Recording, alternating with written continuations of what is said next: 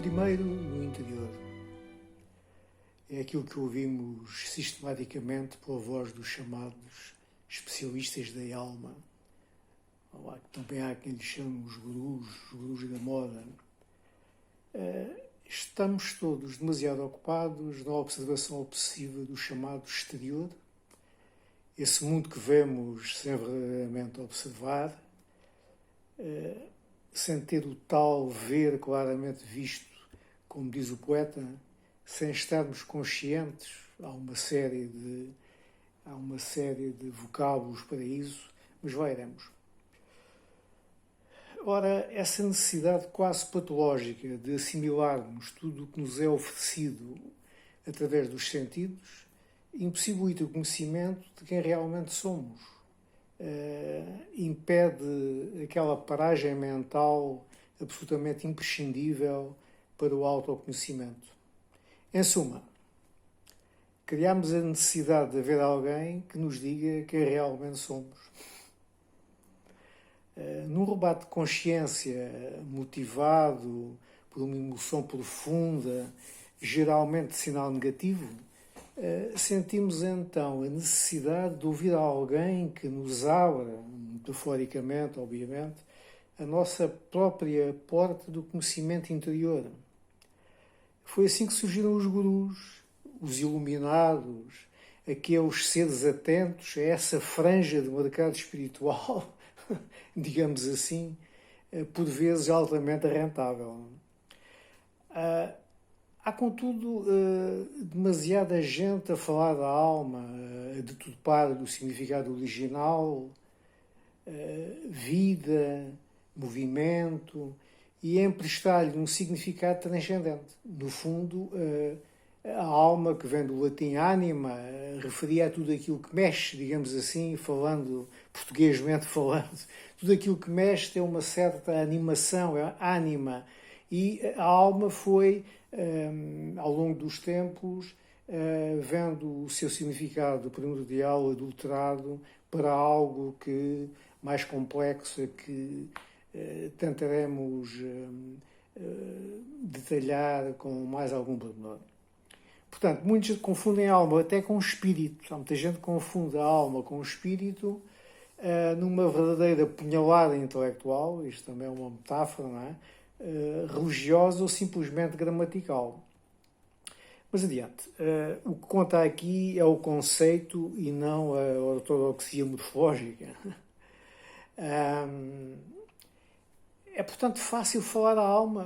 É fácil falar da alma, como é fácil de falar de tudo aquilo para onde não há uma prova científica credível da sua existência. E é sabido que nós, humanos, precisamos de provas firmes para definir cientificamente, leia-se com precisão e muito bem, um determinado conceito ou experiência nova tem que passar por um crivo vasto e largo de experiências de tempo. Veja-se, por exemplo, o caso vertente do vírus da moda, que deu origem à doença conhecida por Covid-19. Reparem que até os presidentes do Brasil e dos Estados Unidos da América sabem disso e fartam-se de dar palpites, explicações, soluções, mas não são eles, obviamente.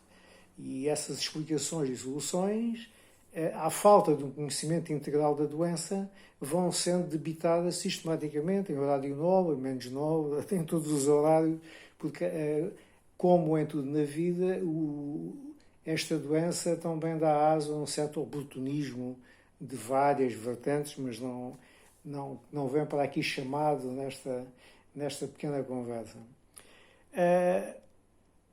Em suma, falar daquilo que ninguém domina é altamente apelativo, pois não existe contraditório, pelo menos um contraditório convincente e convicto, não é? Daí que este seja um terreno fértil para os inúmeros gurus que falam da alma e do espírito como se os conhecessem desde pequeninos, desde sempre. Eles falam porque, de certo modo, se sentem donos dessa realidade que nos oferecem a toda a hora, não é? E há imensos especialistas nesta área, o que me remete para uma figura que eu conheci pessoalmente nos anos 70, ali na zona de Setúbal, Francisco Finuras, é uma figura mítica da cidade do Sado, já desaparecido, infelizmente, no início deste século, e que tive o prazer de conhecer, e que tinha a particularidade única, pelo menos que eu saiba, de ter um cartão de apresentação, um cartão profissional, onde se podiam ler todas as suas competências. E ele tinha dezenas de profissões, de mergulhador de toureiro, passando por ilusionista, artista de cinema. Mas aquilo que mais me fascinava era o facto de ele também ser especialista em profissões não especializadas. Soube, há pouco tempo, consegui constatar esse facto, que essa designação não foi atribuída por ele, mas sim por um edil da Câmara ou de uma junta de freguesia de Setúbal, não tenho bem presente, que decidiu acrescentar essa frase ao seu cartão de apresentação, que fazia de facto jus àquilo que o homem era. Portanto, ele era um especialista em profissões não especializadas, e é exatamente nessa categoria que eu incluo o chamado gurusismo, passo o neologismo, que é esta profissão fluorescente que por aí graça, não é? Tem graça, como digo. Mas voltando à coisa da alma, o principal é encontrá-la. E acho que esse será o santo grau do gurusismo, ou todos aqueles que procuram encontrar a dita alma, não é? Temos que a encontrar. A menos que se parta do princípio que a alma não habita o nosso corpo. E, pelo contrário, é o nosso corpo que habita uma alma. O que traz um pouco mais de complexidade. Por um lado, à coisa, não é? Mas, por outro lado, também nos alivia, de certo modo, como já vamos ver a seguir. Sendo então verdade que nós somos um corpo que habita uma alma, deixamos a alma assim entre comas, não precisaremos de percorrer as divisões do espaço em causa, onde ela possa estar dentro do nosso corpo, pois ela é a alma, é todo o espaço. E quando falamos de espaço, estamos a falar de algo muito importante, que é aquilo a que geralmente não damos grande importância. Quando se pergunta, por exemplo, qual é a coisa mais importante numa sala, se calhar as pessoas começarão por dizer que são os móveis, os quadros, os bibelôs, os livros, mas não. O que define a sala, de facto, é o espaço entre as paredes. Sem aquele espaço, não haveria lugar para se porem livros, ou estantes, ou flores, ou algo que o valha. Portanto, o importante é o espaço vazio. Da mesma forma que aquilo que define a música de qualidade é a qualidade do silêncio entre as notas musicais. Eu não sou músico, toco campainhas, toquei campainhas em pequeno, especialmente quando era aluno da escola da Sé, tocávamos à campainha da porta da frente e fugíamos. Não sou músico, mas consigo perceber que o importante numa melodia não é propriamente a nota musical, mas o espaço de silêncio entre as notas musicais. Ou então o intervalo de uma sessão cinematográfica. Estamos numa cena de suspense, de repente vê um intervalo, nós ficamos assim com o coração parado. Não sei se alguém já teve este tipo de sensação.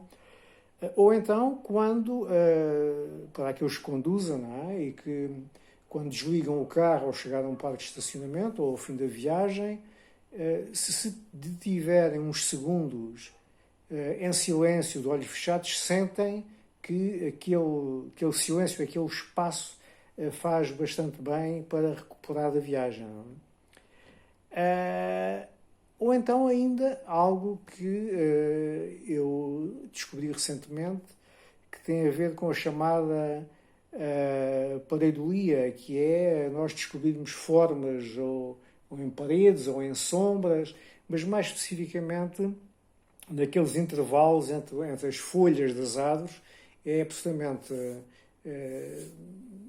admirável e descontrai completamente quando nós tentamos observar não as folhagens, mas os espaços e as formas que os produzem, no fundo, o tal espaço, a importância do tal espaço a que eu me referia. E por isso eu digo talvez seja nesses espaços vazios que se encontrem as almas, porque não? Se não as conseguimos encontrar de outro sítio, talvez elas estejam escondidas à vista de todos nos espaços vazios.